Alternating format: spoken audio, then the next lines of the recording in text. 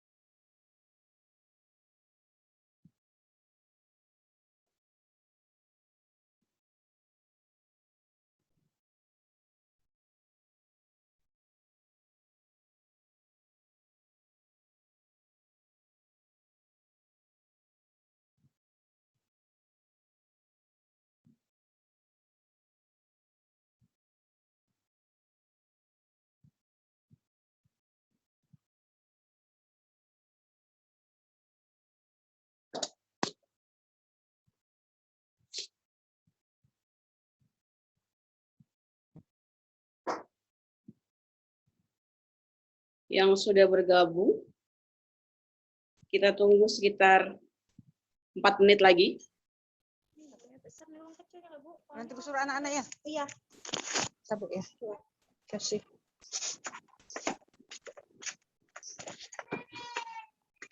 Hei.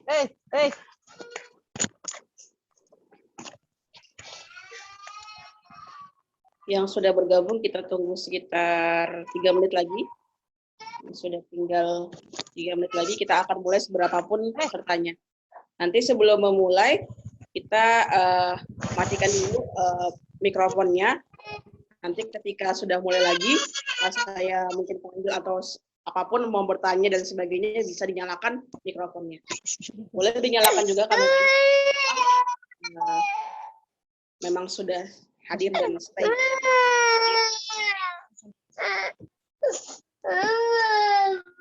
Dia sudah nak.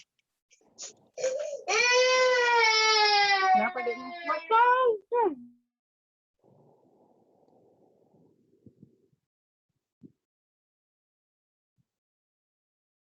Oke, sekitar 2 menit lagi kita akan mulai.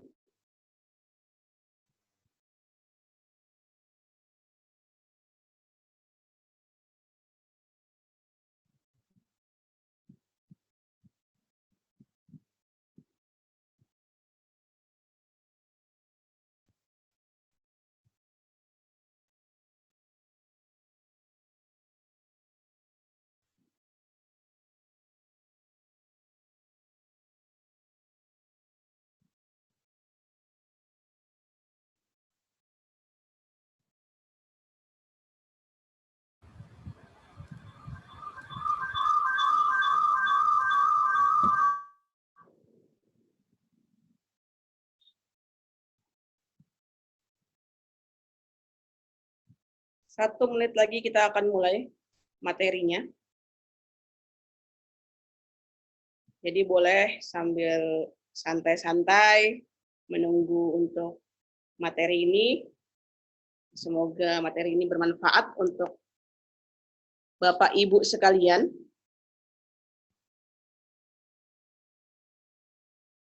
Oke. Sebelum saya mulai nanti 1 menit lagi kita akan tunggu untuk memulai materinya.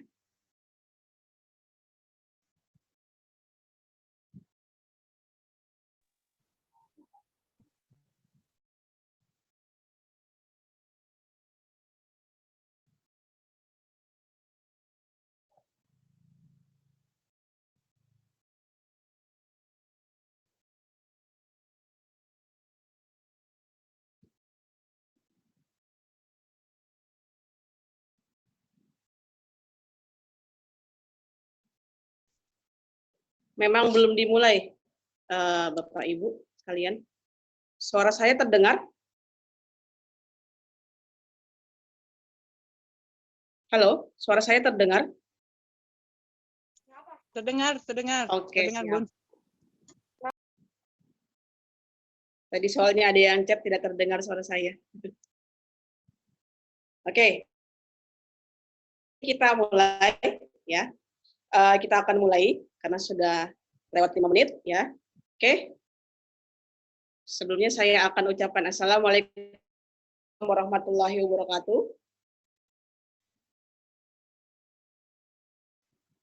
Assalamualaikum warahmatullahi wabarakatuh.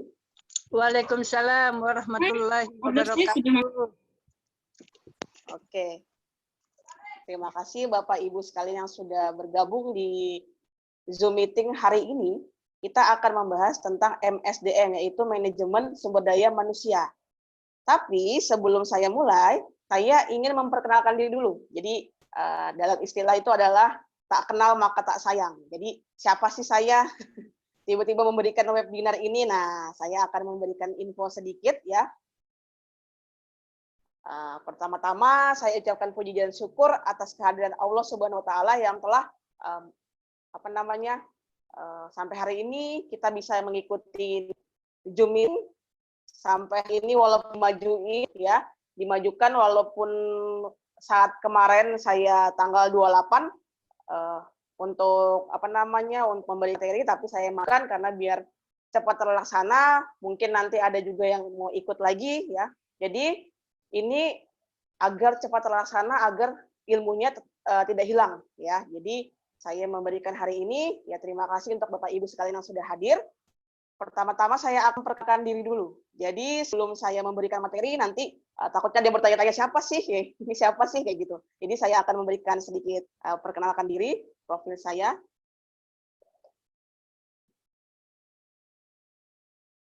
Oke, saya adalah Nindya Siska Mahayati, lulusan S1 Psikologi, pengalaman kerja atau organisasi sebagai manajer marketing di sebuah bank di Samarinda, lalu sebagai HRD. Nah, ini saya sebagai HRD dan manajer marketing sudah resign. Nah, sekarang saya sebagai guru, fasilitator di Mining University, mentor mikromentor Indonesia. Oke, jadi jabatan abadi saya sekarang adalah owner Bahagia Kurir. Nah, semoga abadi sampai saya tidak ada di dunia baru itu akan hilang. Semoga itu menjadi abadi, owner sebagai Bahagia Kurir. Oke, kalau gitu tadi saya sudah memperkenalkan diri ya terkait tentang diri saya. Saya ingin satu-satu memperkenalkan diri ya. Boleh Bapak Ibu? Boleh? Oke, saya ingin coba ke Ibu Atik Daramatasyah ya. Ibu Atik. Halo Ibu Atik. Iya. Oke Ibu Atik. Ibu Atik sekarang usahanya apa ya Bu ya? Saya ini jual beli makanan minuman di Esko 25 di Jalan Ulin di belakang Islamic Center Kota Samarinda. Saya suami juga supplier ikan sama buah. Di mana Bu? Di mana? Supplier ikan laut di Pelelangan Samarinda Selili. Oh, di Selili ya Bu ya. Oke. Ya. Terima kasih Bu. Saya juga ini aktif di LBH, Lembaga Bantuan Hukum Citra Syariah, mikromentor. Oh, mikromentor juga ya Bu ya? Ya, sama Pak Lukman, Pak Rohim. Sama Pak Lukman. Ya. Oke. UKM sama Pak Rohim juga. Sekian itu aja. Saya juga ibu rumah tangga dari 6 anak saya laki-laki semua. Oke, terima kasih Bu Atik ya, bagus sekali. Pengalamannya banyak sekali. Waalaikumsalam Bu warahmatullahi wabarakatuh. Oke, selanjutnya Pak AEW Planet One. Bisa berbicara atau hanya mendengarkan nih? Sepertinya beliau lagi sibuk nih. Oke, kita lanjut ke yang lain dulu ya. Mbak Angela. Ya, selamat pagi. Nama saya Devi. Usaha saya Apotek Sinar Sehat di Rapa Indah, Sintang 3, Sungai Kunjang, Karangkaji. Ini tergabung dalam komunitas UMKM BKB ya, Mbak ya? Ya, betul. Oke. Terima kasih, Mbak ya. Ada lagi yang ingin disampaikan? Tidak ada ya, Mbak ya? Kita lanjut saja ke Asri Medik. Halo? Oh, kayaknya jaringannya masih nge-lag ini, Mbak Asri Medik. Oke, kalau gitu kita lanjut saja ya. Terima kasih untuk Bapak Ibu yang sudah hadir di Zoom meeting. Kali ini kita akan membahas tentang MSDM, sebelum saya melanjutkan ke materi, saya ingin bertanya kepada semuanya yang ada di sini, ya, yang ada di Zoom ini secara virtual, kira-kira apa sih tujuannya mengikuti program webinar, ya, webinar dari MSDM ini, Manajemen Sumber Daya Manusia. Ada yang bisa menyampaikan kenapa mengikuti program MSDM ini? Oke. Assalamualaikum warahmatullahi wabarakatuh. Waalaikumsalam warahmatullahi wabarakatuh. Terutama status saya sebagai ibu rumah tangga, bagi keenam anak saya laki-laki semua, saya ingin menambah segala wawasan demi anak-anak saya.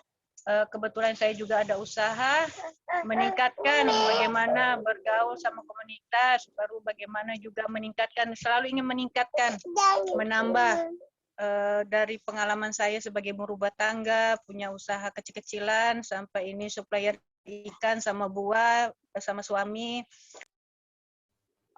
Bangga memiliki orang ibu seperti saya. Masih lanjut ya Bu, soalnya tadi terputus. Oke. Ya, sebagai motivasi yang terbaik buat anak-anak saya. Demikian, Assalamualaikum warahmatullahi wabarakatuh. Oke, terima kasih Bu Atik. Tadi sempat terputus, jadi saya pikir sudah selesai. Oke, selanjutnya ada lagi yang ingin menyampaikan kenapa mengikuti webinar hari ini? Kalau diam saja berarti tidak ada lagi yang ingin menyampaikannya. Oke, kalau gitu saya akan lanjutkan ke materi tadi. Bagus sekali ya dari Bu Atik ya, ingin memperbanyak komunitas, ingin bisa dibanggakan oleh anaknya ya. Terus habis itu memiliki usaha ya, dan ingin mengembangkan usahanya. Bagus sekali dari Bu Atik tadi. Jadi di sini saya ingin menginfokan hari ini kita akan membahas tentang manajemen. Manajemen. Apa sih manajemen? Ya itu tadi. Kita mengmanajemen, kita mengkoordinir seorang atau ratusan SDM ya. Jadi hari ini temanya adalah tentang sumber daya manusia. Jadi kenapa sih harus dibahas ini? Karena dari begitu banyaknya UMKM ya yang saya temui, teman-teman saya juga, itu semuanya yang ingin mengembangkan yang ingin mengembangkan usahanya bingung mencari karyawan. Terus habis itu faktor modal, ya belum bisa membayar karyawan lebih banyak dan sebagainya. Nah itulah menjadi faktor-faktor kenapa sih MSDM ini saya ingin berikan ilmunya hari ini.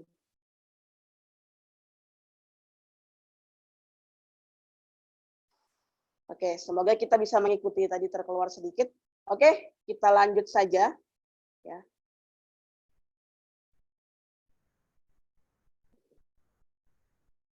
Ini tadi ada sedikit trouble. Oke, kita lanjut ke materi MSDM. Manajemen Sumber Daya Manusia. Terlihat Bapak Ibu di layar gambar-gambarnya? Halo Bapak Ibu, suara saya terdengar?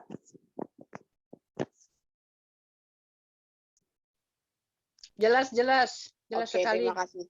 Kita lanjut ya berarti ya.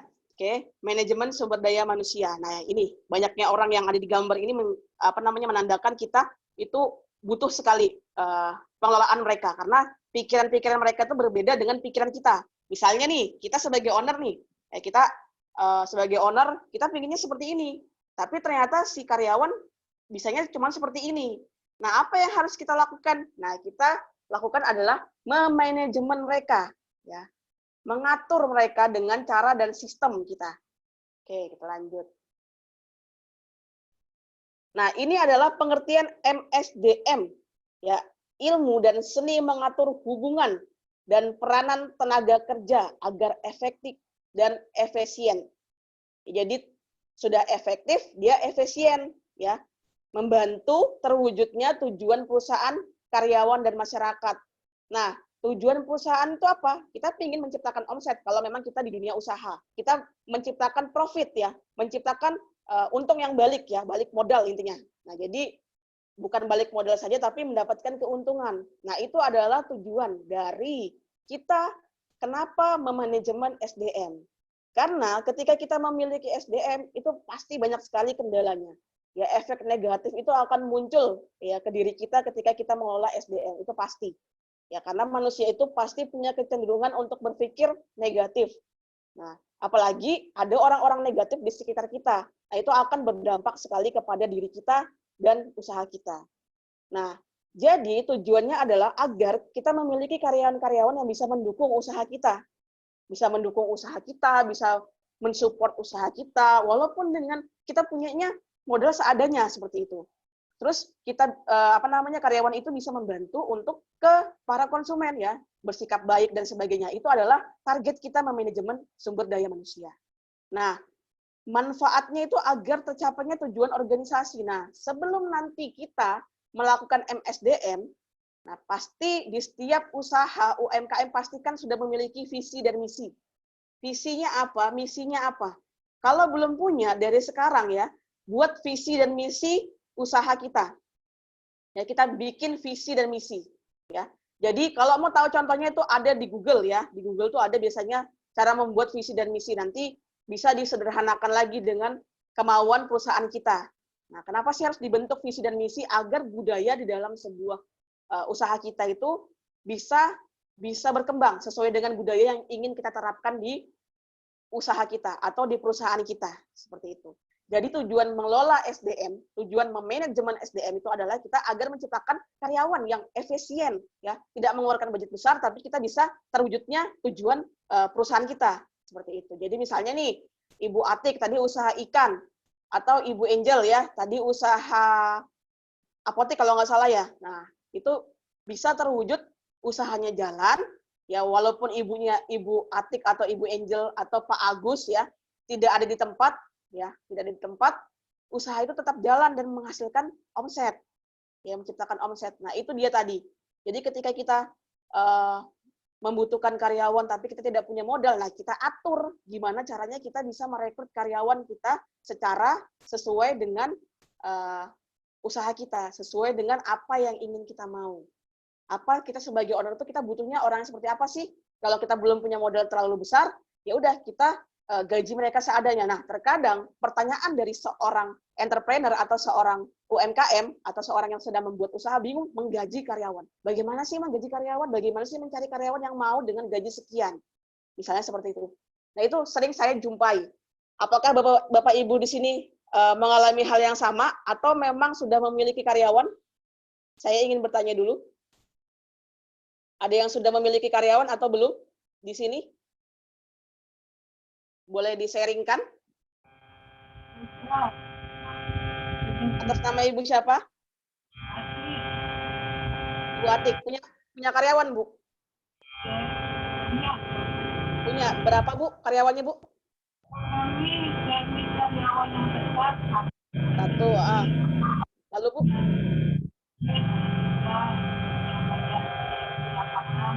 Oke, terima kasih buat walaupun suaranya agak kurang terdengar. Oke, tadi saya dengar ada 1 atau 2 ya kalau nggak salah ya. Jadi punya intinya ya. Jadi Ibu Atik memiliki karyawan ya. Jadi mengatur karyawan. Nah, terkadang ini menjadi kendala kita ya. Ketika kita mengatur SDM, ada yang tidak sesuai dengan apa yang kita mau. Ya, kadang kita juga tidak bisa membayar mereka terlalu besar. Nah, itu tadi yang harus kita lakukan. Apa sih yang harus kita lakukan? Yaitu kita mengatur mereka, ya kita membuat alur-alur kinerja mereka. Ya, jadi kita sebagai owner ya harus kuat mental dulu ya. Intinya gini, owner itu ya usaha itu tergantung dari ownernya ya. Usaha itu adalah tergantung dari ownernya. Ketika ownernya itu mentalnya gampang down, baru diolokin orang atau diejek, dihina orang itu sudah baper, ya bawa perasaan ya. Kalau zaman sekarang itu baper itu bawa perasaan. Ya, zaman anak milenial ya. Ya semoga ibu-ibu di sini juga paham ya masalah baper, pasti tahu lah ya. Jadi baper itu bawa perasaan. Jadi ketika kita dihina orang, misalnya kita membuka loker nih, ya membuka loker. Saya sering lihat tuh di Busam, ya di grup-grup FB, ada yang membuka loker kayak teman saya membuka loker, lalu ternyata di loker itu di bawahnya ada hinaan. Jadi misalnya nih, oh, jam kerjanya terlalu berat, kayak gitu. Kok ini gajinya cuma segini? Itu pasti ada orang yang seperti itu ketika kita membuka loker ya. Membuka lowongan kerja itu pasti ada orang yang komplain, orang yang ngeselin lah pokoknya. Nah, kita jangan sampai terpancing dengan itu. Jadi kita tetap buka saja karena kita butuh SDM gitu. Jadi tidak usah takut dengan gaji berapapun ya. Kita coba saja untuk promosi di FB atau di Instagram.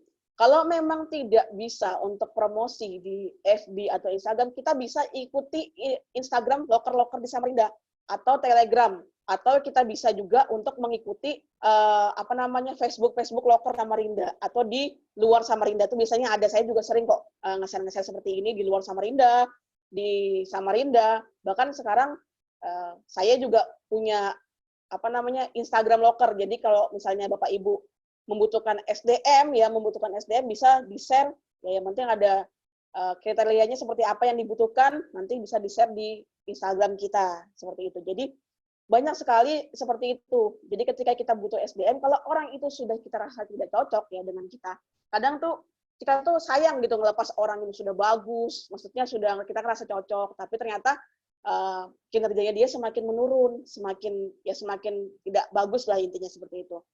Nah, terkadang itu yang membuat kendala kita.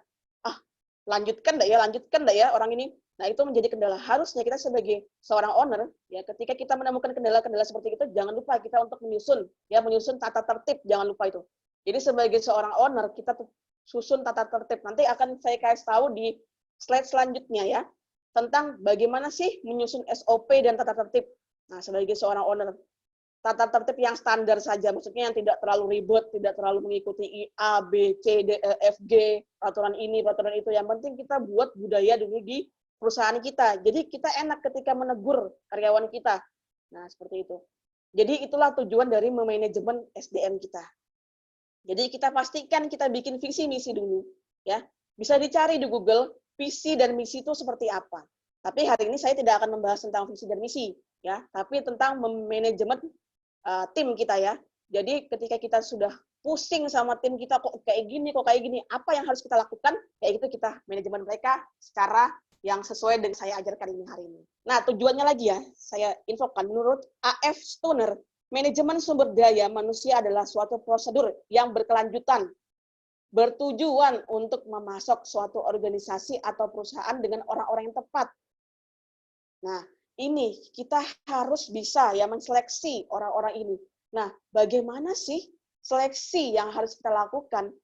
Bagaimana sih kok orang kita ini kayak susah betul cari karyawan. Yang harus kita rubah adalah mindset kita sebagai seorang owner. Kok saya susah sih mendapat karyawan? Nah, itu harus ditanyakan lagi sama diri kita sendiri. Kita sudah melakukan rekrutmen, kita sudah membuka lowongan terus nggak ke orang lain? Apa kita cuma menawarkan ke saudara-saudara kita saja? Nah, itu yang harus kita pikirkan. Nah, kalau kita belum membuka misalnya ke Instagram, ke Facebook, bahkan kita sebarkan lowongan di jalanan, misalnya seperti itu. Nah, itu berarti kita belum selesai ya, kita belum maksimal. Nah, itu yang harus kita gali lagi. Apa sih yang menyebabkan karyawan saya ini begini? Apa sih yang menyebabkan karyawan saya ini kok sering terlambat datang? Ya, tidak mengikuti aturan saya apa? Nah, berarti itu harus digali lagi, dibangun lagi. Namanya peraturan di sebuah perusahaan, SOP itu bisa berubah. Standar operasional prosedur itu bisa berubah. Bahkan kalau perusahaan-perusahaan besar itu ada memo, ada juknis. Nah, kalau kita kan masih UMKM ya. Nah, kita pegang saja standar operasional prosedur ya dari dari usaha kita sendiri. Jadi itu kita atur, kita bikin. Nanti di slide selanjutnya lagi nanti akan ada itu cara membuatnya. Saya akan mencontohkan salah satu standar operasional, salah satu tata tertib sederhana yang kita harus miliki di perusahaan kita atau di usaha kita, di UMKM kita. Nah, saya punya pertanyaan lagi. Apakah Bapak Ibu di sini di usahanya sudah memiliki SOP ya atau tata tertib? Ada yang sudah memiliki, Bapak Ibu sekalian? Atau belum ini? Jangan-jangan ini diam semua ini belum ya, belum memiliki SOP dan tata tertib ya. Saya mau nanya deh kalau gitu ya. Mbak Angela, tadi kan apotik ya kalau nggak salah ya? Iya, betul. Oke. Mbak Angela, apakah sudah memiliki tata tertib dan SOP di usahanya? Belum. Oh, belum ya Mbak ya. Oke. Terima kasih ya Mbak ya sudah menjawab pertanyaan saya. Oke. Jadi belum ya, ketika datang ke sini berarti untuk bisa membuat seperti itu ya. Jadi saya harap nanti mulai diatur seperti itu. Jadi ketika kita belum memiliki, berarti kita sekarang harus action, harus eksekusi. Apa yang saya berikan hari ini semoga bisa bermanfaat. dan membuat usaha-usaha Bapak Ibu sekalian bisa semakin berkembang, bisa semakin maju, bisa semakin berkah, ya, bisa membantu orang lain juga seperti itu. Jadi itulah tadi. Nah, sekarang ketika kita belum memiliki struktur organisasi ya di sebuah perusahaan kita bikin, ya entah itu kita bikin di kertas 1 lembar saja, kita taruh tempel di kantor kita atau di usaha kita, atau kita bikin ini ya kita taruh di proposal usaha kita, boleh ya. Yang penting kita harus bisa memilah ya. Jadi misalnya gini, usaha ini sama suami saya atau usaha ini sama keluarga saya. Nah, di sini ya harus dibuat bagannya. Coba untuk membuat bagan pelan-pelan. Siapa pemilik utamanya? Terus di bagian keuangan siapa? Di bagian pemasaran siapa? Produksi siapa? Distribusi siapa? Atau tidak sesuai dengan ini, yang penting sudah ada bagan nih. Siapa nih? Siapa di bagian pemilik, siapa di bagian keuangan, siapa di bagian pemasaran, siapa di bagian produksi, distribusi. Nah, itu harus coba untuk dibuat. Ya. Jadi saya juga sama suami saya seperti itu. Jadi suami saya pemilik, saya bagian HRD-nya, bagian yang merekrut. Tapi sekarang sudah saya serahkan ke admin saya yang untuk merekrut kurir. Tapi kalau untuk merekrut admin masih saya. Ya, jadi seperti itu. Jadi ada pembagian. Jadi ketika kita nih merasa, ini sama suami saya nih, bagaimana saya mengatur biar bisa sejalan, sevisi dan semisi. Ya itu tadi, kita harus punya yang namanya aturan, bagiannya, porsinya, kita harus bagi, walaupun cuma sama suami sendiri, ya atau sama keluarga sendiri. Nah, itu harus ada bagian-bagian itu yang harus diatur. Itulah fungsi dari manajemen. Kita harus memiliki itu bagannya, kita harus memiliki tata tertibnya, ya sesuai dengan porsinya masing-masing. Bahkan job desk-nya, job desk itu adalah apa sih namanya kerjaan-kerjaannya, apa sih sebagai owner itu apa, sebagai HRD itu ngapain, sebagai admin itu ngapain, sebagai kurir itu ngapain, itu job desk-nya sudah harus dibikin. Ya, jadi dibikin sederhana saja, nggak usah berat-berat. Nanti kita kasih tahu cara memulai membuat tata tertib dan SOP itu seperti apa untuk kelas UKM ya. Maksudnya kita kan belum kelas perusahaan besar ya, masih UMKM. Berarti kita membuatnya dari hal yang sederhana dulu. Nah, jadi sebagai owner ya, kita pemilik nih, kita harus membuat bagan seperti ini ya. Jadi ada bagian-bagian, jangan takut untuk seperti itu membagi. Saya juga membagi sama suami saya seperti itu. Terus membagi sama keluarga saya seperti itu juga. Kakak saya juga ada ikut menjadi admin saya, tapi admin freelance. Dia bagian admin freelance-nya seperti itu. Jadi disitulah kita bisa membantu keluarga kita juga ketika kita membuat usaha, kita bisa membantu keluarga kita. Tapi kita juga harus berikan mereka peraturan, berikan mereka standar ya sesuai dengan usaha kita agar usaha kita ini tetap berjalan. Tidak hanya jalan saja, udah gini saja dah, udah stop di sini aja, padahal harusnya bisa berkembang, bisa menjadi lebih baik, bisa menciptakan omset lebih besar lagi. Nah, itu yang harus kita lakukan, yaitu membuat bagan seperti ini, atau sederhananya kita tulis di dalam kertas. Itu yang penting kita sudah ada pembagian ini. Kalau nggak berani ngomong, kita kasih nih, ayo kita coba untuk membuat seperti ini, standar seperti ini, ngomong baik-baik ya sama orang di rumah, seperti itu. Atau sama karyawan juga harus tahu nih, kita udah punya karyawan, tadi kayak Bu Atik ya, saya tadi dengar sedikit walaupun suaranya agak sedikit terputus-putus, dia udah memiliki karyawan nih. Nah, berarti yang harus dilakukan apa? Memanajemen mereka. Yang pertama, ketika kita agak bingung dalam ngomong ya ke si karyawan ini di awal, kita coba untuk kasih mereka bagan ini. Nah, coba nih kamu nanti bagiannya di sini, atau kita tulis di dinding, boleh. Ya di dinding kita bikinkan spanduk bagus-bagus, itu boleh juga. Nah, itu. Jadi kita membuat seperti itu. Ya, jadi pemilik keuangan itu harus diatur. Tidak sesuai dengan bagan ini juga nggak apa-apa. Kalau kalian punya sendiri ya, misalnya bapak ibu punya kerjaan, misalnya ada yang pemilik, ada yang keuangan, ada yang bagian pemasaran, ada bagian supervisor ya, ada bagian pengantaran barang, itu boleh. Jadi seperti itu. Jadi ada kata-kata yang tidak sesuai dengan bagan ini boleh. Yang penting bayangannya seperti ini, kita harus sudah bisa membagi ya kepada tim kita, salah satunya ya keluarga kita sendiri ketika kita memang mempekerjakan keluarga kita atau kita bekerja sama dengan keluarga kita, seperti itu. Harus ada alurnya ya, alurnya. Jadi tahu tuh yang ini ngerjain apa, yang ini ngerjain apa, yang ini ngerjain apa, ini ngerjain apa juga, seperti itu. Jadi jangan sampai ya segan untuk memberikan seperti ini ya. Jadi jangan sampai kita segan terus merasa wah kayaknya nggak perlu deh sama saudara, padahal ketika kita membuat usaha itu harus di depan tuh harus sesuai. Maksudnya gini, di depan tuh sudah harus ada hitam di atas putih. Contohnya, ketika kita merekrut karyawan, kita bikin kontrak kerja sederhana, tidak usah pakai embel-embel apa, yang penting di situ ada persyaratannya. Kalau saya buat di dalam kontrak kerja saya itu ada, kalau mau resign, kalau di admin ya ini ya, di admin, kalau mau resign, infokan sebulan sebelumnya dalam kontrak itu. Saya tidak menahan mereka dengan misalnya gaji ditahan dan sebagainya, itu kan kalau menurut saya sih dolim ya, kasihan juga mereka juga butuh gaji. Tapi kalau saya lebih ke membuat peraturan sebulan sebelumnya udah info, jadi saya bisa mencari orang baru lagi untuk mempekerjakan di posisi admin misalnya seperti itu. Nah nanti admin yang masih di sini itu tetap kita gaji, cuman mereka mengajarin orang baru ini.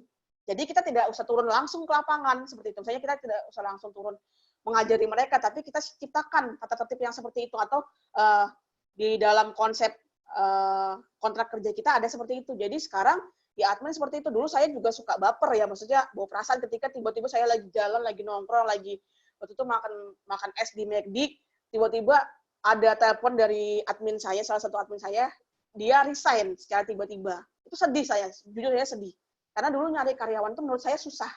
Nah, tapi ternyata ketika sudah mengetahui strategi mencari karyawan, itu lebih mudah, dan sekarang saya lebih santai ketika ada karyawan-karyawan yang tiba-tiba resign, tiba-tiba keluar, tiba-tiba menghilang. Nah, itu. Jadi, alhamdulillah semenjak saya bikin aturan dan standar itu, ketika ada karyawan yang mau keluar, mereka akan infokan dulu sebulan sebelumnya.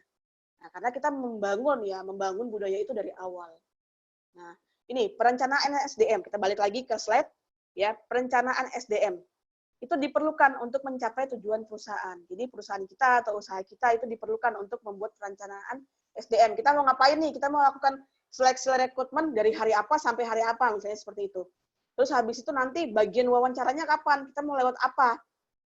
Kalau kita memang kayak nggak punya waktu kayak saya, ini kan saya juga ngajar ya.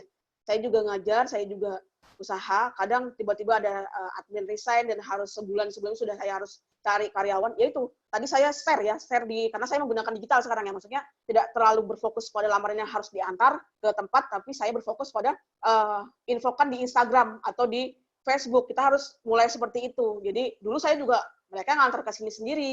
Tapi menurut saya itu tidak efisien. Saya harus menunggu mereka, saya harus menunggu mereka dan harus menunggu waktu dan membuang waktu. Menurut saya seperti itu. Kalau sekarang saya lebih ke digital. Saya kasih nomor alamat email saya. Jadi saya buat alamat email ya. Nanti saya akan contohkan salah satu email ya, alamat email. Nah, itu nanti mereka ngirim ke situ. Tinggal kita seleksi nih rumah yang terdekat tuh. Saya dari berkas lamarannya dulu. Rumah yang terdekat, ternyata dia punya pengalaman di mana misalnya seperti itu. Terus kita lihat dari situ tuh, dari warna-warna dari lamarannya. Kalau perusahaan besar biasanya mereka melihat dari CV-nya tuh bagus apa enggak bentuknya. Tapi kalau kayak kita kan masih UMKM, yang penting dia sesuai, dia dekat rumahnya, terus dia juga punya pengalaman, atau misalnya dia ketika di WA, ketika dihubungin, dia juga cara berbicaranya, cara bertanyanya, atau cara menginfokan ke kita itu baik. Nah, itu bisa dilihat dari situ. Jadi karyawan-karyawan seperti itu. Nah, jadi sekarang saya seperti itu. Terus habis itu gimana cara wawancaranya? Saya sudah kasihkan rekaman suara saya ya, yang berhubungan dengan gaji. Jadi gaji itu sudah saya infokan di awal. Jadi ketika dia deal ya, atau dia setuju dengan gaji seperti itu, dan jam kerja seperti ini dan itu, saya sudah jelaskan di rekaman suara lewat voice note saya kirimkan ke dia lewat WA. Kalau dia setuju kan saya hubungin, saya ngambil dulu nih di Instagram saya share, atau di Facebook saya share lowongan saya. Saya minta bantuan juga oleh loker-loker di Samarinda, ya, saya minta bantuan. Itu yang cari yang nggak berbayar, saya minta bantuan. Atau saya kasih hashtag ya, hashtag pagar gitu. Tapi kalau kita belum ngerti, ya itu minta tolong aja sama orang. Atau kita share sendiri di Facebook atau di Instagram, itu boleh. Ya, kita share. Atau di status WA kita minimal. Kalau misalnya belum bisa membuat desain yang bagus, tulis saja. Yang penting itu kriterianya apa.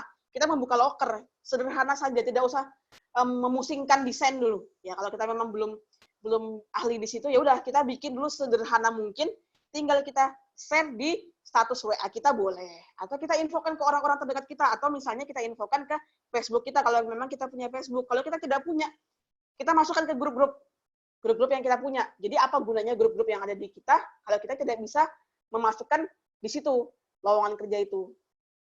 Jadi seperti itu, kita membuat seperti itu. Jadi setelah kita melihat lamaran mereka, ternyata sesuai alamat yang dekat, misalnya seperti itu kan jadikan pertimbangan kita alamat yang dekat, terus orangnya juga kayaknya sesuai dengan yang kita mau ya. Nah, kita bisa rekrut dia. Kalau saya sih lebih ke voice note suara. Jadi karena saya tuh nggak sempat ya, kalau saya sempat saya ke sini, dia suruh saya suruh mereka ke sini untuk melakukan wawancara. Tapi karena saya tidak sempat, saya memakai voice note.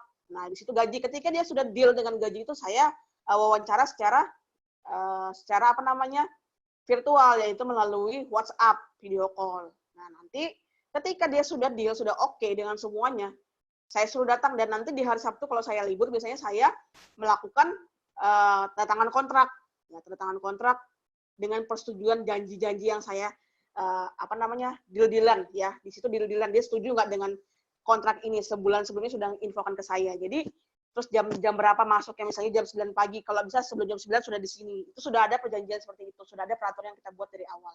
Nah, ketika nanti si SDM ini yang blek ya, atau misalnya kalau bahasa itu kan tadi Jawa yang dablek atau mucil, ya datang ke sini tidak datang ke kantor kita tidak sesuai dengan jam, terus sering banyak izin dan sebagainya, itu kita bisa kasih SOP kita. Itu gunanya tadi ya.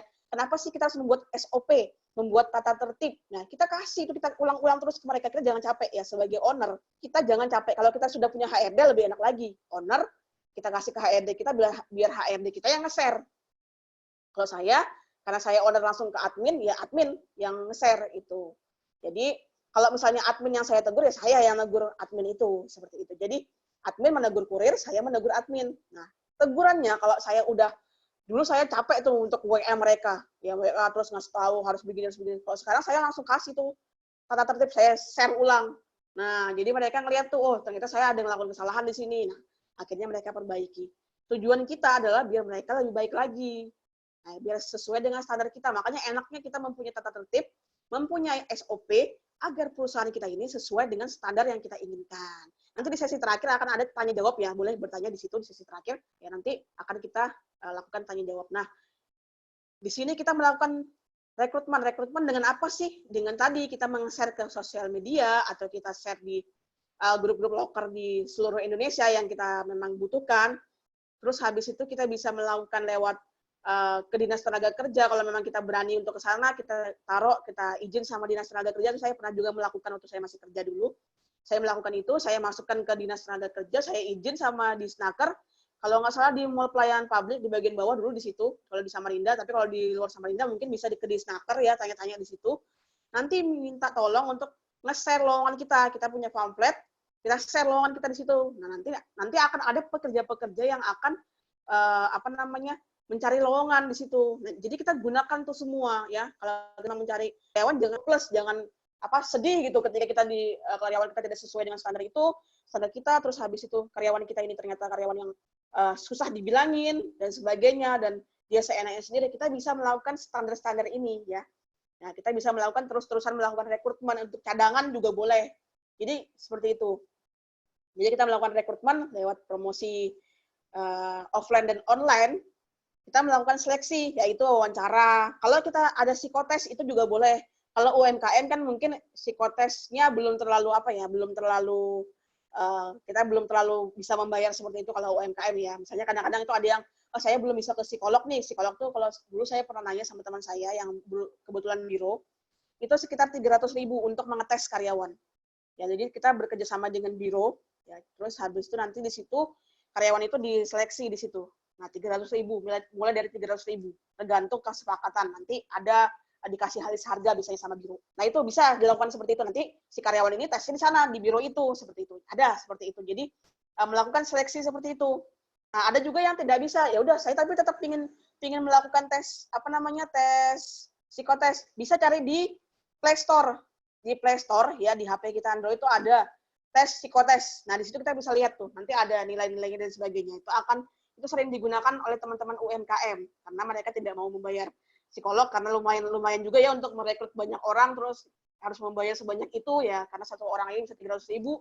Nah, itu lumayan untuk sekelas UMKM karena kita masih merintis ya. Lagi yang masih merintis, kalau sudah berjalan alhamdulillah, tapi yang masih merintis ya yaitu tadi menjadi kendala, yaitu modal. Nah, yang kita lakukan adalah melakukan tes di aplikasi Android, itu boleh. Nah, seperti itu. Jadi kita ada seleksi yang kita lakukan kepada karyawan kita agar menemukan karyawan-karyawan terbaik. Nah, penerimaan surat lamaran. Nah, ini adalah langkah-langkah seleksi. Kita menerima surat lamaran, yaitu berupa via WA bisa, kalau kita memang mau seperti itu, via Gmail atau email, via langsung telepon boleh. Tapi kalau saya paling menghindari telepon. Kenapa? Karena terkadang karyawan, kalau kita memang buka lowongan itu biasanya memang ada karyawan-karyawan yang, calon karyawan maksudnya, yang menekan kita. Dia belum jadi karyawan kita, dia sudah nekan-nekan, saya ini sudah ke sini, sudah mengikuti ini, itu, kayak gitu. Saya sudah datang ke tempat ini, tapi kok nggak ketemu alamatnya, dia marah-marah sama kita. Harusnya kan sebagai karyawan ya, calon karyawan, dia harus punya attitude yang baik. Itu sudah bisa kelihatan dari situ. Ketika dia udah marah-marah sendiri ya, saya pernah diancam sama calon karyawan. Ya, diancam. Saya tahu alamat kamu, kayak gitu. Digitukan saya dulu. Terus, kamu tuh orang sini kan, orang daerah sini kan, kayak gitu. Terus, kok kamu ngomongnya gini sama saya? Padahal saya cuma ngasih standar yang syarat-syarat kerjanya, tapi dia nggak mau. Terus dia marah-marah. Nah, saya cuekin dan saya blokir, kayak gitu. Jadi, saya anggap itu nggak penting. Itu adalah energi negatif. Kita jangan baper ya, sebagai seorang pembuka lowongan pekerjaan, itu jangan baper. Jangan gampang sedih, jangan gampang tersinggung dengan omongan orang-orang seperti itu. Cuekin saja, anggap saja mereka haters. Siapa tahu mereka itu dari usaha lain yang ingin jadi kompetitor, tapi mereka menguji kita dengan seperti itu. Jadi harus hati-hati. Ya, kadang-kadang ada yang kayak gitu, kompetitor, dia menyamar jadi calon karyawan, dan dia menguji kita, mental kita dengan seperti itu. Dan kita down, ya itu bisa buat down lah ya. Saya juga hampir seperti itu, tapi saya langsung ingat, oh, siapa tahu dia kompetitor yang ingin menguji mental kita, kayak gitu. Dia datang, nah itu hati-hati. Jadi ketika melakukan seleksi itu, kita jangan terlalu banyak negative thinking ya. Jadi ketika memang dia tidak sesuai, udah, kalau dia maksa dan nelpon-nelpon terus, ya udah diblok. Tapi kalau dia masih baik, masih cuman nanya-nanya saja, terus habis itu cuman kayak menekan-nekan, tapi tidak nelpon-nelpon sampai mengganggu kita, nah tidak apa-apa, tidak usah diblok, seperti itu. Jadi kita harus terus-terusan membuka lowongan pekerjaan. Bagaimana kita menemukan orang-orang yang baik kalau kita tidak membuka lowongan kerja. Ya, kita tidak membuka terus. Banyak tuh kasusnya seperti itu. Saya sudah sayang nih sama karyawan ini. Saya sudah sayang banget sama karyawan ini, tapi dia ini kerjanya lambat, padahal dia ini orangnya jujur dan sebagainya. Nah, itu boleh kalian kasih peraturan ulang kalau kalian ngerasa orang-orang itu, Bapak Ibu sekalian ngerasa orang itu adalah orang yang jujur, masih mengikuti aturan standar kita, cuman dia mungkin hilaf ya, atau dia lupa dengan peraturan, kita bisa ingatkan lagi dengan kita berikan lagi SOP, kita berikan lagi tata tertib seperti itu. Jadi itu ya. Jadi langkah-langkah seleksi penerimaan surat lamaran, penyelenggara ujian, kita ujian psikotes bisa ya, bisa juga ujian tertulis ya. Entah kita mau bikin kayak soal apa gitu. Dulu saya pernah dapat soal tentang pribadi saya sendiri. Nah, itu cuma mengetes saya, ternyata di situ saya malah diceramahin sama si orang yang penyedia lamaran, malah dibilang kerja itu harusnya untuk ibadah dan sebagainya. Kita boleh melakukan itu, ya coaching di awal. Jadi saya kaget diceramahi saya ngelamar dulu kerja. Nah, itu boleh melakukan itu. Jadi itu untuk menemukan karyawan-karyawan terbaik. Nah, itu memang jadi owner jangan capek untuk melakukan itu. Nah, pertimbangan referensi, terkadang ada perusahaan atau perusahaan yang memang dia mencari referensi dari tempat kerja sebelumnya. Itu boleh, bisa dicari referensinya, itu bisa lewat Google Map, bisa lewat Google, misalnya perusahaan ini perusahaan yang cukup terkenal atau sering nampil di Facebook atau sering nampil di Instagram. Nah, itu bisa kita cari referensinya, dia pernah kerja di sini, oh kita cari nih HP-nya, kita telepon, seperti itu. Kita hubungin orang sebelumnya yang kerja di situ. Nah, yang terjadi adalah nanti kita mendapatkan nih, oh ternyata orang ini bagus nih kerjanya, atau ternyata orang ini jelek, tidak sesuai untuk wawancara. Nah, itu bisa dijadikan referensi. Evaluasi medis ini kalau misalnya kita di perusahaan besar ya, di perusahaan besar, terus habis itu kita memiliki ya cukup budget untuk melakukan medical check up ya, dengan membayarkan mereka ke klinik apa, nanti untuk tes narkoba misalnya seperti itu ada. Tapi kan kalau untuk UMKM tidak perlu yang seperti ini. Tapi kalau misalnya mau seperti itu, monggo ya, melakukan rapid test misalnya seperti itu, swab sekarang kan. Tapi memang kita yang bayarin biasanya seperti itu. Nah, terus wawancara dengan supervisor ya kita. Kalau kita masih belum punya supervisor atau HRD, ya kita sebagai pewawancaranya. Kita yang nanti menentukan nih orang ini sesuai apa enggak. Nah, keputusan seleksi itu bisa kita cari nih. Kalau dia bagus, dia udah oke, udah kita panggil. Nah, ketika dipanggil tuh kadang-kadang ada juga loh yang hilang. Ketika kita panggil ya, kita panggil untuk wawancara. Saya pernah dulu melakukan rekrutmen untuk kurir. 20 orang saya panggil, cuma satu yang datang, dan itu tidak jadi. Orangnya galau. Saya pernah seperti itu, 20 orang. Terus di bulan berikutnya saya melakukan itu lagi, masih belum ada, cuman malah nggak ditanggapin. Nah, itulah resikonya kita ya. Tapi kita harus jangan baper, jangan ngeluh, buka terus saja, nggak usah takut. Wah, saya udah full nih orangnya, buka terus saja. Nah, jangan sampai kita ngedon di depan. Jadi kita merasa, oh sudah dibuka, sudah ini, tapi nggak ada yang lamar. Jangan seperti itu, terus buka saja. Bakal kelihatan itu sekitar 1-6 bulan itu akan kelihatan. Sekarang di bagian kuliah tuh orang tuh ngelamar terus sampai sampai kita nggak buka lagi tuh kadang-kadang ada yang lamar. Di admin juga seperti itu. Kadang-kadang ada yang sudah ngirim lamaran ke email. Kayak gitu juga. Tapi ya itu cara kita ya untuk merekrut. Lama-lama orang akan tahu tentang usaha kita seperti itu. Jadi jangan baper ketika wah dia sudah bagus nih kerjanya, apa yang harus kita lakukan. Ya udah, kita kasih training lagi, kita ulangi lagi peraturan. Jangan lupa sebagai owner jangan capek untuk mengingatkan, itu tugas kita. Mengingatkan itu tidak harus marah loh ya.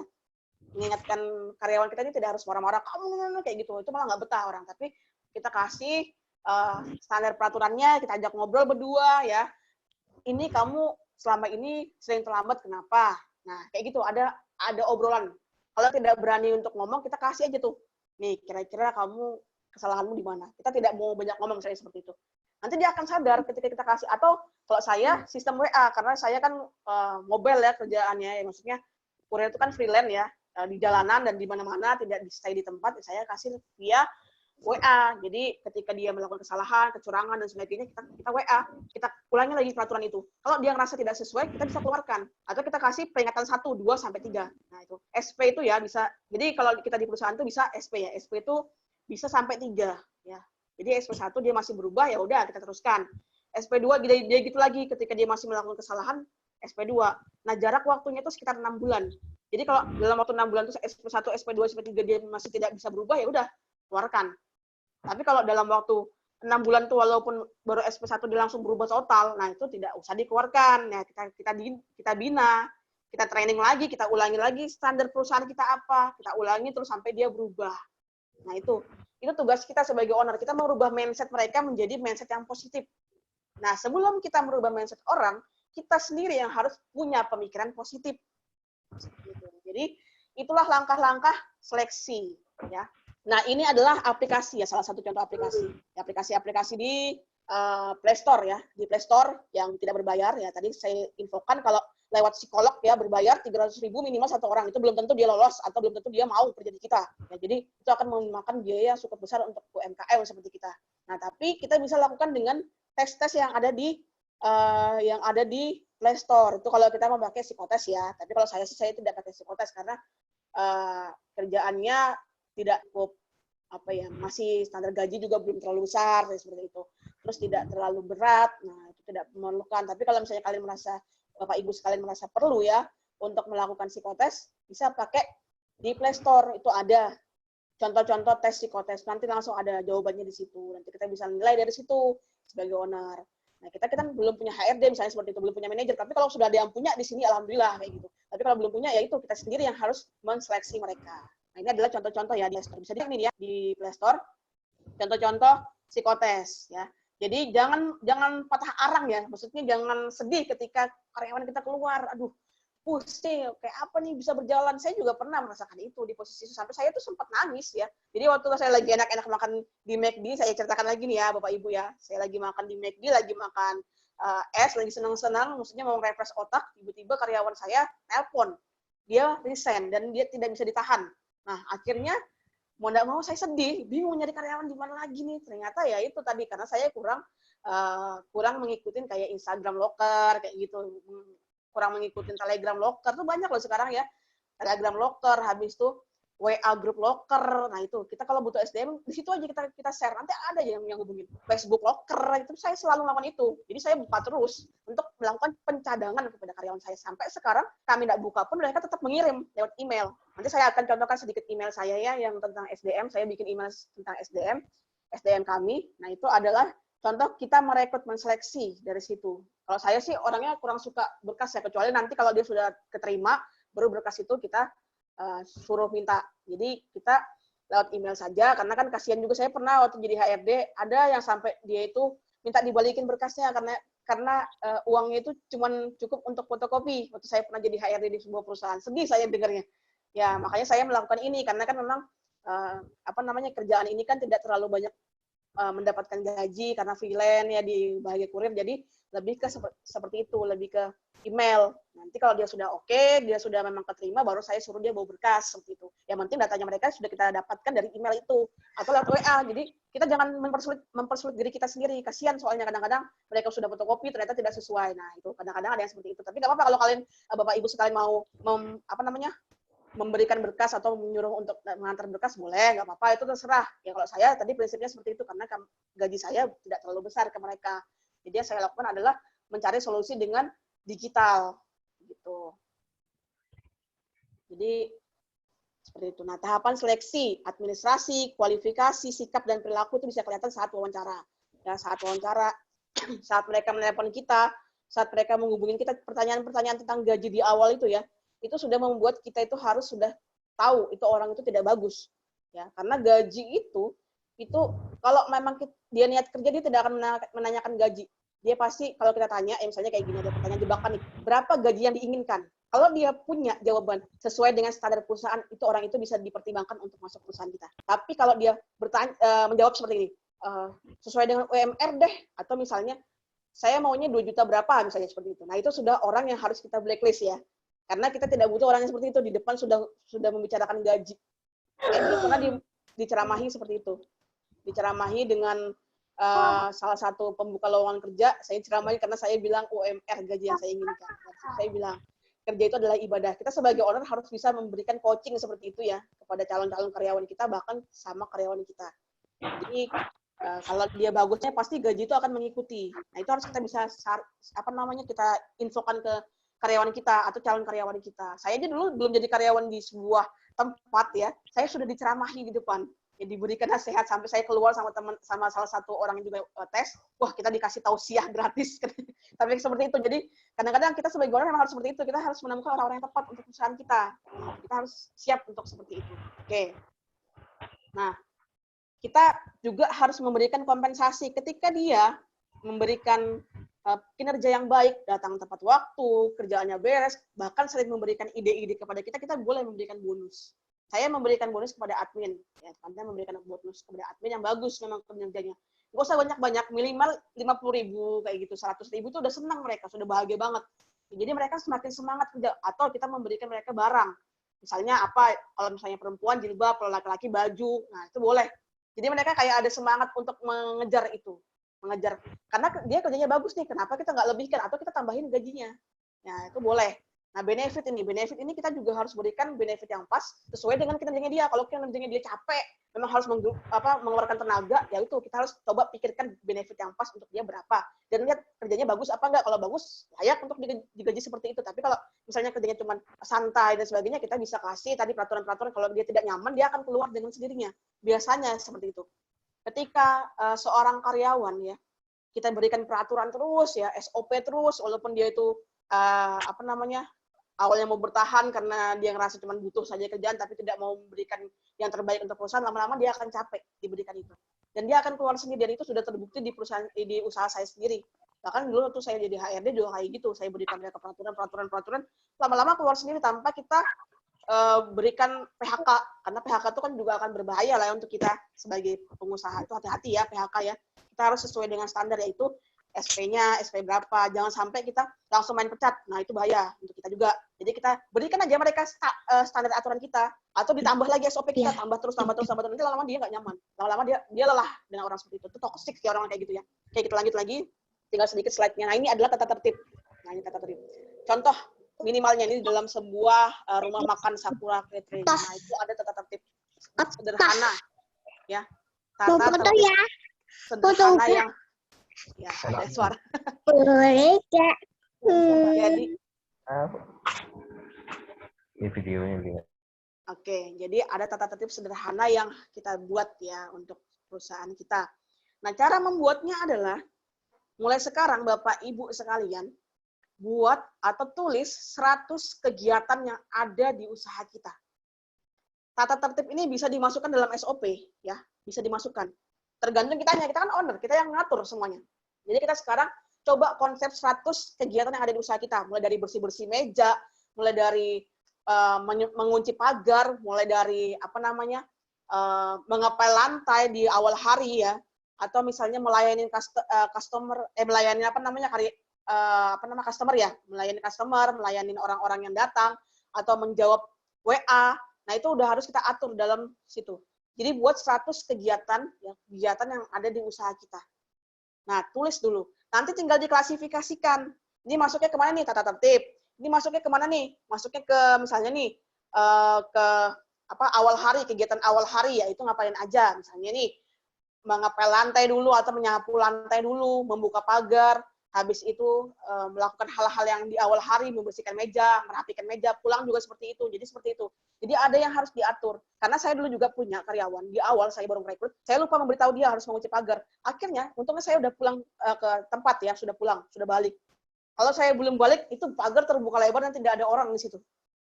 Untungnya saya balik. Saya punya perasaan kok saya ingin balik. Saya kan sering keluar-keluar ya. Karena memang ada kegiatan dan sebagainya. Untung saya balik. Lalu tuh pengen nengok sebentar. Ternyata benar.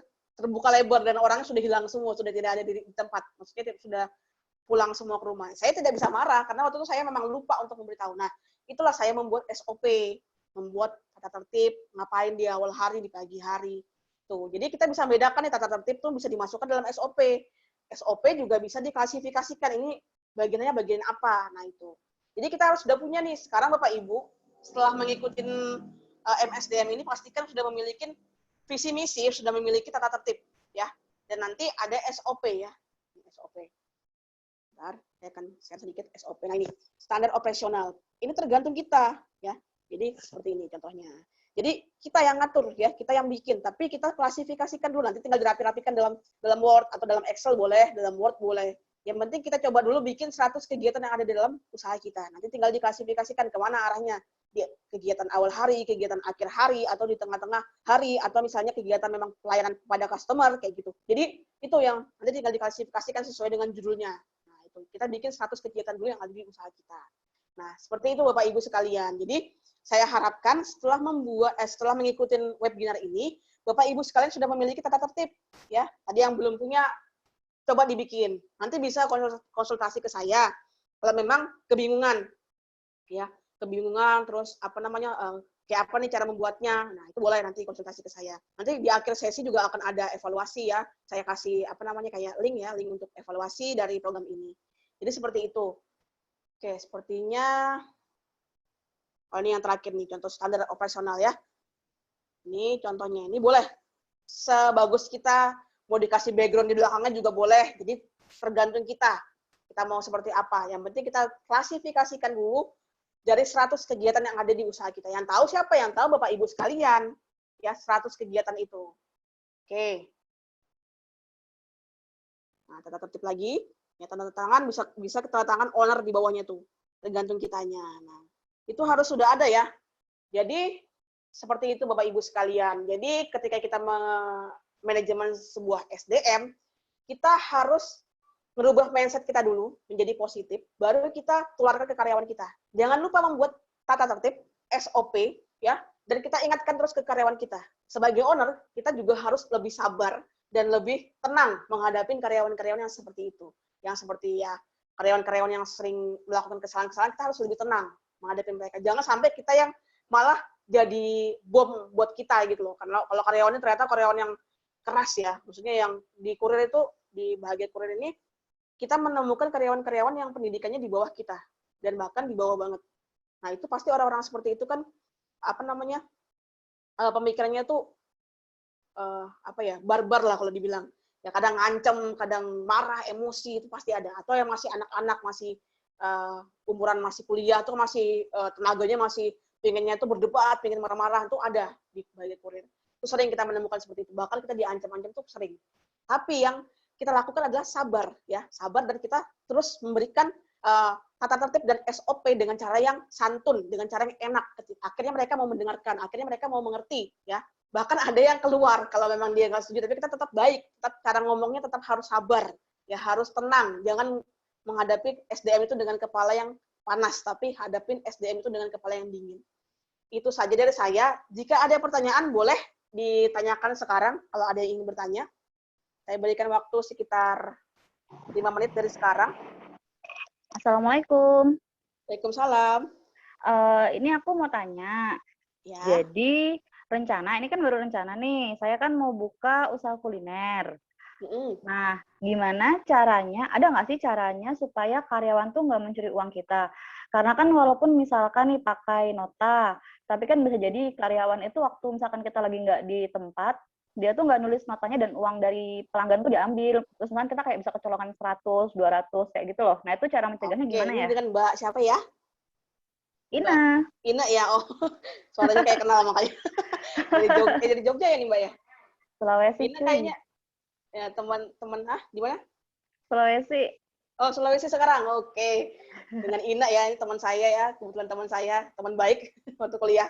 Oke, terima kasih Mbak Ina ya, sudah memberikan pertanyaan. Oke, saya langsung tanggapi dulu ya. Saya langsung tanggapi, nanti boleh melakukan pertanyaan lagi ya. Saya berikan sekitar 2 orang atau 3 orang lah ya. Jadi kasusnya Mbak Ina ini adalah ketika kita ingin membuka sebuah tempat makan, tapi kita kayak ada ketakutannya dengan tim kita. Ada rasa kayak apa nih, berani nggak kita ngelepas ke tim kita, apalagi berhubungan dengan uang. Terkadang itu pun saya rasakan. Terkadang itu pun saya rasakan. Terkadang itu pun saya juga alami. Bahkan ditikung sama karyawan, saya sering. Nah, yang saya lakukan adalah kita harus coba percaya dengan tim kita. Nah, harus coba dulu percaya dengan tim yang pertama. Tadi makanya melalui seleksi ya, seleksi rekrutmen yang benar ya. Rekrutmen yang benar adalah ketika kita sudah yakin nih orang ini sesuai dengan standar kita. Ketika kita beri, kita kasih rekrutmen yang benar, insya Allah orang itu benar. Tapi kalau memang di tengah-tengah yang namanya manusia ya ada hilaf dan sebagainya, itu pasti wajar terjadi di dunia usaha, di dunia kerja. Kalau kita selalu memikirkan karyawan kita yang tidak bisa melakukan A, B, C, nanti nggak akan berkembang usaha kita. Kita harus berani untuk melakukan itu. Nah, yang harus kita lakukan lagi adalah kita memberikan peraturan-peraturan terus, ya, sampai mereka itu ingat. Kadang yang bikin loss dari apa ya? Saya juga pernah jadi HRD dan ada karyawan yang juga melakukan kecurangan. Yang saya tahu sih sebelum saya jadi HRD di situ, memang loss laporan, loss standar operasional, loss tata tertib ya, jadi tidak diberikan setiap harinya. Harus itu selalu diingatkan, entah itu di WA, entah itu ditulis besar-besar, terus kita suruh baca itu setiap hari, itu harus dilakukan. Ya, memang manusia itu wajar ya, pasti nanti akan ada yang melakukan hal-hal seperti itu. Bahkan di bagian kurir pun saya sering ditikung. Karyawan, ya, kurir kita ngambilin konsumen kita, dan itu sangat banyak. Saya juga baru menemukan kemarin dan ada laporan dari konsumen. Tapi yang namanya seorang owner, kita harus coba untuk berpikir positif. Kita didik dia. Kalau dia nggak mendidik, kita kasih peraturan terus, dia nggak mau, berarti dia keluar dengan sendirinya. Tapi kalau dia mau ya, dia sudah melakukan kecurangan nih, saya udah menemukan nih, ternyata kita kasih peringatan 1, dia udah mau berubah, dia berjanji akan berubah dan sebagainya. Oke, kita pantau. Kalau dia akan melakukan lagi dan ada laporan lagi, yang kita lakukan adalah memberikan SP2. Ya, SP2 dan SP3 kalau memang dia masih melakukan hal yang sama, bahkan pemecatan. Tapi kan kita sudah sesuai dengan standar, kita berikan surat-surat SP itu. Kita berikan secara tertulis ya, kalau bisa SP itu secara tertulis. Nah, terus tadi yang dilakukan Mbak Ina ya, kayak misalnya kita nggak berani untuk melepas ke karyawan. Nah, kita harus coba untuk melepas ke karyawan. Itu memang resiko kita. Karena memang di bisnis itu kita harus siap untuk untung dan untuk rugi. Karena memang kita pasti akan menemukan orang-orang yang seperti itu. Nah, yang kita lakukan adalah kita perketat peraturan kita. Kita buat benar-benar detail. Di peraturan itu benar-benar ditulis. Diharapkan untuk kejujuran. Tidak boleh mengambil uang. Akan ada peringatan A, B, C, D. Nah, ketika memang diambil uang kita, ya berarti kita suruh mereka mengganti. Nah, kalau mereka tidak sanggup mengganti, ya kita bisa jalur hukum dan sebagainya. Atau misalnya kita bisa melakukan mediasi dengan tadi tuh dia si orang ini, si karyawan ini, kita suruh untuk mengganti. Kalau dia belum sanggup, kita suruh jadi menyicil. Nah, seperti itu. Jadi ada kayak gitu. Jadi kita harus berani untuk melepas ke tim. Ketika kita membuat sebuah sistem, ya kita kan sistem nih. Jadi sistem ini kita bangun agar kita tidak di tempat pun omset tetap jalan. Nah, salah satunya adalah dengan SDM. SDM ini yang membantu kita. Nah, kita harus coba untuk percaya kepada mereka. Karena kalau kita tidak percaya terus sama mereka, akhirnya yang terjadi adalah kita akan bekerja sendirian dan akan jadi bukan businessman atau businesswoman, tapi akan menjadi pedagang, hanya berjualan saja. Dan kita yang melakukan. Tapi kalau kita memang ingin memperbesar usaha kita, ingin mempunyai tim, ingin mempunyai sistem, itu akan terjadi masalah-masalah yang pasti akan kompleks, ya. Dan itu harus ditangani dengan kepala dingin. Nah, jadi solusinya adalah kita harus coba percaya dulu sama tim itu dan berikan SOP dan standar tata tertib peraturan-peraturan yang kita harus berikan kepada karyawan kita. Atur dan buatlah budaya kejujuran, budaya rajin sholat, budaya misalnya memang kita budaya bersedekah itu boleh ditanamkan di karyawan. Kalau di Bahagia Kurir itu selalu dikasih di tata tertib. Kalau memang dia agama Islam harus melakukan sholat. Nah, itu diutamakan sholat. Habis itu diutamakan seperti itu. Jadi ketika kita sudah membentuk budaya itu, mereka akan kayak sungkan untuk melakukan kecurangan-kecurangan. Tapi kalau masih ada yang seperti itu, ya kita harus bisa legowo. Kita harus cari lagi orang lain yang bisa menggantikan posisi dia. Dan mungkin kalau mereka tidak bisa mengganti, kita harus ikhlas. Tapi kalau mereka bisa ganti dengan cara mencicil, itu alhamdulillah. Memang itu resiko menjadi seorang owner. Saya juga pernah dulu di Bahagia Kurir. Ya waktu itu masih talangan saya yang menyediakan 1 juta waktu itu. Kurirnya tiba-tiba pulang. Nggak setoran dulu dia. Kaget kita. Ya, apalagi kita masih baru waktu itu kan. Masih baru buka 1 juta, lumayan kan. Nah, ternyata ya saya kejar orang, untung alamatnya lengkap. Makanya tadi tuh proses seleksi yang benar, kita punya alamat yang lengkap, kita punya data-datanya mereka, kita benar-benar seleksi dari awal. Jadi kita enak nyarinya. Dia nggak mau ngasih alamatnya, tapi karena kita punya data, dia lupa. Waktu itu kita pernah meminta data sama dia, dan akhirnya saya datangin ke rumahnya pagi-pagi. Kaget dia. Dan alhamdulillah uangnya nggak hilang. Cuman dia lagi males aja datang ke kantor untuk setoran. Tapi kan kita juga khawatir gitu loh sebagai owner. Nah, dari situlah kita membuat sistem baru, yaitu di depan talangan disediakan sendiri oleh kurir. Jadi kita bisa mengganti SOP itu. Nah, dan orangnya juga akan diganti. Jadi solusinya adalah kita membuat peraturan yang tepat, ya, yang tepat.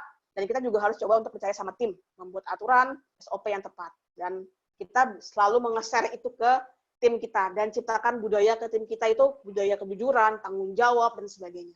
Itu kita memang sebagai owner nggak boleh capek melakukan itu. Oke, Mbak Ina, terima kasih untuk pertanyaannya. Ada lagi yang ingin bertanya?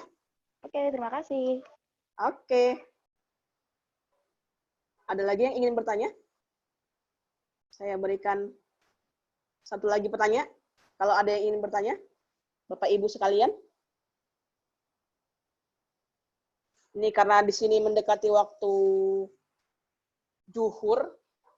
Ya, satu lagi pertanyaan. Kalau memang tidak ada, akan saya akhiri. Ya. Halo Kak, mau nanya.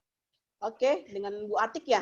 Ini namanya Bu Atik. Dengan Ibu Lestari Kak. Maaf tadi saya telat Lestari. Mas. Oke. Karena di Lestari. jam 11, tapi ternyata udah mau Oke. end. Jadi saya masih belum paham itu untuk rekrutmennya, itu nanti dikasih tes interview atau gimana, dan kita biar tahu nih orangnya itu seperti apa gitu. Karena saya kan posisinya mau cari admin untuk online shop gitu, jualan baju. Nah, nanti aktivitasnya tuh lebih ke online lah, kayak transaksi, kayak posting dan lain-lain. Nah, untuk itu nanti juga berkaitan sama SOP-nya juga. Kan pastinya nanti mereka melayaninya dengan HP mereka masing-masing gitu ya. Nah, kita nanti ngeceknya itu gimana ketika dia chat dengan pelanggan, dengan customer, apakah baik atau tidaknya, layak atau enggaknya, itu seperti apa. Yang pertama. Yang kedua tadi yaitu masalah rekrutmennya. Kira-kira nanti untuk tesnya, apakah kita perlu tes IQ-nya, atau tes kepribadiannya, atau hanya wawancara aja, atau seperti apa, itu yang kedua. Dan yang ketiga, apa ya? Saya jadi lupa. Itu aja dulu, Kak. 2 itu dulu. Nanti kalau ingat saya lanjut lagi nanya. Terima kasih untuk Mbak Sri Lestari. Ini di Riau ya, kebetulan teman juga. Iya, makanya jamnya tadi jauh banget kok. Saya jam 11, udah slide terakhir saya masuknya. Oke, ini agak terlambat ya, tapi nggak apa-apa. Tadi sudah saya infokan sedikit, tapi saya akan coba untuk jawab ya.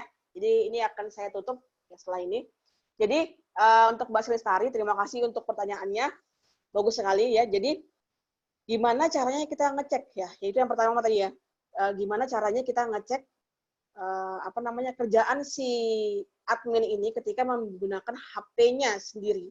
Nah, yang harus kita lakukan adalah Tadi kan memang ada kita berikan mereka SOP, kita berikan mereka peraturan ya. Terus habis itu apa yang harus kita lakukan? Kita bikinkan mereka checklist, ya checklist. Nah, sebagai owner kita cuma ngecek di checklistnya itu, bisa kita lakukan itu. Jadi misalnya nih, hari ini dia harus posting ke beberapa grup di Facebook, misalnya seperti itu. Sudah dilakukan belum? Nanti suruh mereka screenshot screenshot hasilnya itu. Kita buat itu dalam sebuah SOP atau tata tertib, ya. Dibuat di dalam sebuah SOP ini. Jadi misalnya nih di SOP ada judulnya misalnya bagaimana cara bekerja melayani customer menggunakan HP pribadi, boleh itu kasih judul seperti itu. Di bawahnya ada tulisan, ya ada tulisan misalnya dengan di checklist itu ya, dengan di checklist itu kirimkan bukti screenshotnya.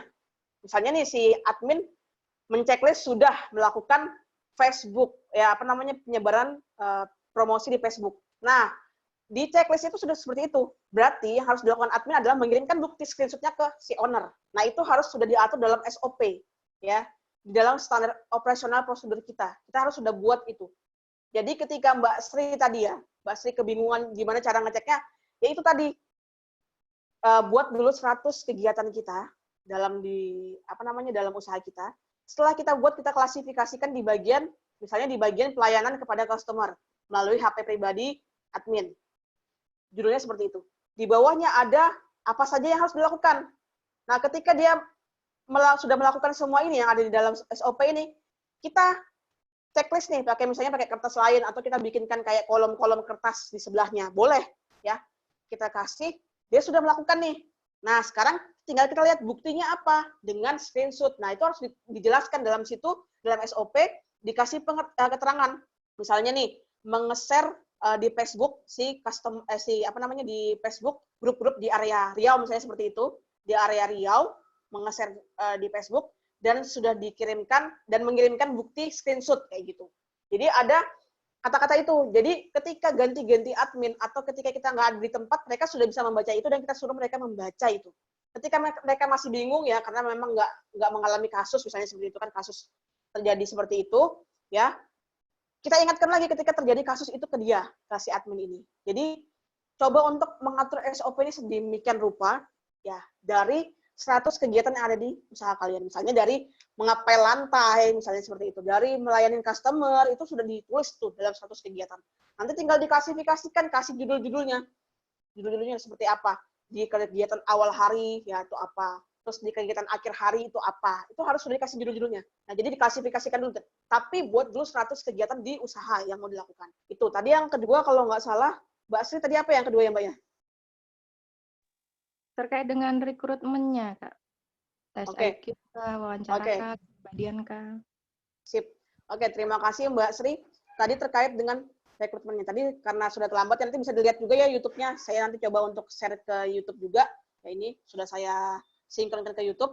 Nah, jadi gini, melalui tes interview dan seleksi, kalau tadi kan saya sudah terangkan itu terkait tentang tes psikotes ya, psikotes. Kalau kita memang masih ranah UMKM, kita memang tidak bisa membayar orang lebih banyak. Karena kan satu orang aja bisa 300.000 ya di biro. Itu saya pernah tanya sama teman saya di biro, yang kebetulan temannya Mbak Sri juga ya, salah satu teman di Kalimantan, ya itu tanya di situ, ternyata 300.000 per orang, per kepala. Ya, jadi itu kan berat ya untuk UMKM ya, sekelas UMKM. Itu bisa dilakukan dengan lihat di Play Store. Ya, bisa lihat di Play Store. Play Store di HP tadi ada contohnya. Coba saya sharekan ulang ya. Di Play Store. Nah, ini aplikasi-aplikasi di Play Store. Seperti ini. Nah, ini bisa dicoba. Tapi kalau kita merasa tidak butuh, ya saya juga tidak pernah memakai psikotes karena saya ngerasa gaji admin saya juga belum bisa besar, terus kurir juga masih freelance, jadi saya tidak terlalu membutuhkan tes psikotes. Yang saya butuhkan adalah tes wawancara. Nah, tes wawancara yang saya butuhkan. Nah, jadi seperti itu. Jadi boleh memakai ini karena kita masih kelas UMKM, masih merintis, masih menciptakan omset, masih belum stabil masukan, nah seperti itu. Jadi, tapi kita butuh tim, kita butuh orang yang membantu kita. Nah, kita lakukan ini. Terkait gaji dan sebagainya itu bisa diatur, dinego di depan ya. Misalnya nih, kita bikin lowongannya sudah ada gajinya di depan, seperti itu. Jadi sudah kita atur sedemikian rupa. Nah, jadi ada interview di depan, Tapi memang proses pertama itu adalah dengan kita membuka rekrutmen dulu. Ya, dengan nge-share di FB, nge-share di Instagram, bahkan kita kerjasama dengan loker-loker ya, loker-loker di Instagram. Bahkan saya juga ada loker ya, udah buat ya loker untuk merekrut loker-loker di Samarinda. Jadi yang butuh yang butuh SDM itu bisa kita share-kan di loker kita. Ada sekitar 3.000 follower. 3.000 follower itu bisa kita bantu untuk share. Yang penting sudah tahu tuh, sederhana saja, nggak usah bagus-bagus ya desainnya. Kalau memang belum bisa desain, tulis saja yang penting kebutuhannya apa. Butuhnya adminnya seperti apa. Bisa promosi, bisa memegang HP Android, seperti itu. Bisa mengoperasikan HP Android, bisa mengoperasikan komputer, misalnya seperti itu. Bisa menghitung, nah seperti itu. Kita kasih klasifikasi dalam situ. Terus kasih nomor HP kita atau email kita. Nanti akan ada orang yang melamar. Kalau belum ada, kita tunggu sampai 1 sampai 6 bulan. Jangan nyerah ya ketika melakukan seleksi rekrutmen. Kita nyerah walau baru sebulan belum ada yang daftar. Saya aja pernah 20 lamaran, ya, 20 orang yang melamar, tapi yang datang cuma 1 dan itu orangnya tidak jadi, tidak srek intinya. Tapi sekarang tanpa kita buka saja, orang itu sudah tanya terus, melamar sampai di Facebook di mana-mana kita dikejar-kejar. Nah, jadi seperti itu. Jadi kita lakukan rekrutmen yang benar dulu ya. Itu yang pertama adalah penerimaan berkas. Berkas itu nggak harus loh ya ke kantor kita. Tapi kalau kita mau orang itu datang ke kantor boleh. Tapi bisa lewat email. Nanti setelah dia keterima baru bisa kita minta berkasnya. Itu boleh seperti itu karena meminimalisirkan biaya mereka. Bisa juga lewat WA langsung boleh. Yang penting kita lakukan seleksi dulu. Nanti setelah mereka sudah deal, kita sudah serak, mereka juga sudah serak sama tempat kerja kita, baru kita minta berkasnya itu boleh. Tapi boleh juga kita nyuruh mereka ngantar ke tempat. Jadi tidak usah dipusingkan terkait itu. Saya aja rekrutmen orang sekarang lewat rekaman suara saya. Ya, baru nanti kalau orang itu sudah deal dengan gaji dan sistem kerja dan aturan jam kerja dan hari-hari libur dan sebagainya, baru kalau dia udah deal, saya atur waktu untuk untuk wawancara lewat video call. Karena saya nggak bisa di tempat, kantor tidak bisa, karena saya juga harus mengajar. Ya, jadi seperti itu. Jadi saya wawancara ketika jam-jam istirahat saya. Terus saya wawancara. Nanti ketika hari Sabtu kan saya libur tuh. Kalau nggak saya pulang, kalau saya masuk, saya pulang sebelum sore saya udah pulang, saya panggil dia untuk tanda tangan kontrak. Karyawan itu tanda tangan kontrak di kantor Bahagia Kurir. Kayak gitu. Jadi seperti itu. Jadi ada hal-hal seleksi yang harus kita benar-benar lihat. Nah, jadi seperti itu, Kak Lestari. Jadi kita tetap harus melakukan seleksi. Karena itu untuk apa? Untuk karyawan kita. Kalau kita belum bisa melakukan tes psikotes, ya kita coba untuk tes wawancara dulu. Wawancara itu nggak usah harus ke kantor dan sebagainya. Tapi dia bisa kita kasih rekaman suara kita terkait gaji dan sebagainya. Nanti dia sudah deal, baru kita kasih kita kasih mereka akses untuk video call bersama kita. Nah, ketika kita wawancara orang itu juga kita jangan terlalu baper ya. Ketika ada orang nelpon kita, terus ngomel-ngomel terkait tentang kerjaan kita dan sebagainya tidak sesuai dengan standar OMR dan sebagainya. Terus ada lagi orang yang marah-marah terkait saya ini sudah di depan rumah, saya pernah diancam-ancam kayak gitu, saya sudah di depan rumah, mana kamu, digitukan saya. Saya blok langsung orangnya. Saya anggap dia nggak penting kayak gitu. Jadi kita jangan baper, jangan marah, terus jangan takut. Tapi kita harus terus buka, karena kita butuh SDM. Nah, sebagai owner itu harus tenang ya menghadapi SDM. SDM itu memang buat kita pusing kadang. Saya aja pernah hampir emosi karena SDM. Tapi sekarang saya lebih tenang menghadapi SDM. Pelan-pelan saya pelajarin karakter mereka. Terus ketika mereka melakukan kecurangan, saya apakan mereka, saya kasih peringatan 1. Nah, nanti kalau masih melakukan lagi 2, 3, bakal kita keluarkan kalau memang sudah mengganggu dan dia tidak bisa dibilangi. 1 pun kalau mereka sudah mengganggu dan tidak bisa dibilangi, kita bisa itu jadikan bukti. Nah, dia melakukan itu. Jadi kita tidak bisa mempekerjakan lagi. Gitu. Dulu pernah ada kurir kita yang kayak gitu, dia nungguin depan rumah konsumen tidak nyaman sampai masuk ke dalam rumah, kan nggak nyaman tuh. Nah, dia tidak bisa dibilangin, ngeyel dan sebagainya, mau tidak mau kita keluarkan, tapi kita sudah kasih peringatan 1 sampai 2, gitu, kayak gitu. Oke, Kak Lestari, bagaimana? Nanti kalau ada pertanyaan untuk di luar dari webinar ini bisa chat saya pribadi. Nanti juga akan saya kasih form evaluasi ya, maksudnya evaluasi dari hari ini, materi hari ini. Oke, saya akan share sedikit ya, 1 lagi tentang email ya. Kak Lestari, gimana? Sudah terjawab? Oke, sudah terjawab. Oke, nanti kalau misalnya ada pertanyaan di luar dari ini nanti bisa chat saya, ada nomor HP saya kasih. Saya share 1 lagi ya. Oke, Lestari. Terima kasih untuk pertanyaannya. Oke, ini adalah salah satu contoh email saya. Ya, jadi saya membuat banyak error, dan satunya adalah khusus untuk SDM. Dulu saya punya ini sih banyak saja, tapi sekarang saya membuat khusus buat sendiri. Saya ada SDM. Ketika yang resign saya sudah punya, jadi saya tidak pusing hanya sih ingin membuka tadi misalnya loker di area Riau, cari tuh di Instagram tuh cari aja hashtagnya loker area Riau misalnya seperti itu, loker area Sulawesi. Nah itu jadi coba untuk cari di situ, nanti ada kok share-sharean orang-orang. Jadi kita main hashtag kalau di Instagram. Nah ini bahagia SDM ya. Jaringannya agak lambat ini. Nah ini ada beberapa email saya. Nah ini ada yang SDM ya. Belum saya di logo. Di sini banyak banget yang lamar. Nih masih yang lamar nih. Nah ini Diana Tri Salviani Ani ini masih ada yang lamar, kita buka sampai sini. Ada yang lamar belum kita buka karena kita sudah menemukan kandidat ya, tapi masih mengirimkan lamaran. Mungkin promosi dulu baru dia enggak apa-apa. Yang penting punya. Nah, ini banyak banget lamaran ini. Jadi itu caranya kita ring karena saya paling anti sih, maksudnya kasihan soalnya kalau mereka harus ngeprint fotokopi berkas dan sebagainya sebelum dia diterima. Jadi saya coba untuk melakukan ini. Kadang lewat WA juga saya terima.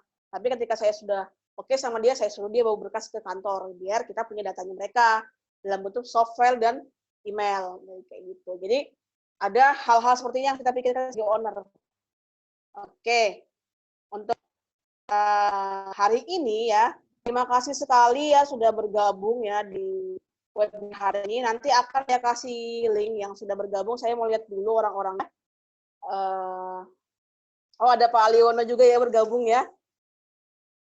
Di sini ada bos nasi goreng 4, ada bos Amtreng, ada Mbak Ina, ada Mbak Atik, Mbak Angela, ada Mbak Asri, ada Mbak Lestari ya. Jadi terima kasih ya hari ini sudah bergabung di Zoom meeting ya, Zoom meeting webinar ini. Semoga nanti bermanfaat ya. Boleh nanti saya gabungkan di grup webinar ya. Saya gabungkan di grup webinar UMKM Samarinda Indonesia ya. Indonesia saya gabungkan di webinar. Saya akan buka terus ya seperti ini. Kayak pelatihan-pelatihan seperti ini. Nanti juga saya mungkin akan membuka pelatihan tentang aplikasi HP yang bisa buat desain. Ya, nanti mungkin ada pelatihan seperti itu. Jadi semoga ilmu ini bermanfaat untuk teman-teman sekalian. Kalau ada pertanyaan boleh ditanyakan secara japri kepada saya atau di grup WA langsung bisa. Nanti akan saya buka terus ini ya untuk teman-teman yang lain memang yang membutuhkan sharing terkait SDM. Saya juga akan memberikan kayak form penilaian apa ya namanya? Penilaian hasil evaluasi hari ini. Saya kasih nanti di grup ya, di grup WA. Nanti mudah-mudahan teman-teman sekalian, Bapak Ibu sekalian bisa mengisi ya. Saya terima kasih sekali untuk sudah bergabung hari ini. Oke. Kalau gitu saya akan akhiri. Akhir kata saya ucapkan terima kasih. Assalamualaikum warahmatullahi wabarakatuh. Waalaikumsalam warahmatullahi wabarakatuh. Terima kasih. Slide-nya kasih di ya. Ini sama evaluasi. Oke, terima kasih Ibu Bapak yang sudah bergabung. Semoga kita bisa menjalin rahmi terus. Oke, assalamualaikum. Waalaikumsalam warahmatullahi wabarakatuh.